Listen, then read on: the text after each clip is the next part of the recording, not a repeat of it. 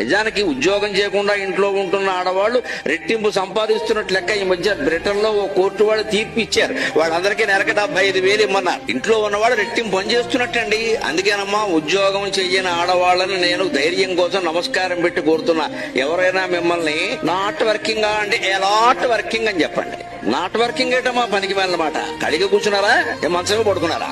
Working లో ఉన్న వాళ్ళకి ఒక సమయం ఉందండి. ఇళ్ళకి సమయం లేదండి, ఎక్కడ ఆదివారం లేదండి, అమావాస్య లేదండి, అనారోగ్యం వచ్చిన దిక్కు లేదండి. నిజం కదా ఇది?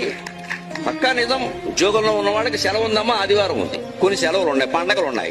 ఇంట్లో పండగ వస్తే రెట్టింపు పని, పిండి వంటలు చేయాలి. మామూలు రోజు అయితే వంట ఉండదు, సరిపోతుంది. పండగ వస్తే ఏం చేసావమ్మా అంటాడు. మళ్ళీ అమ్మాను కూడా మమ్మీ అంటాడు. ఇది గొడవ. అమ్మ అన్న కూడా తెలిస్తేగా. రెట్టింపు పని చేస్తున్న ఆడవాళ్ళని నాట్ వర్కింగ్ అంటారేమిటండి? ఎలాట్ వర్కింగ్ అంటే మనం పని అంటే మన దృష్టిలో సంపాదించేది మాత్రమే పని అనుకుంటాం. ముందు ఆ దృక్పథాన్ని మార్చుకోవాలి.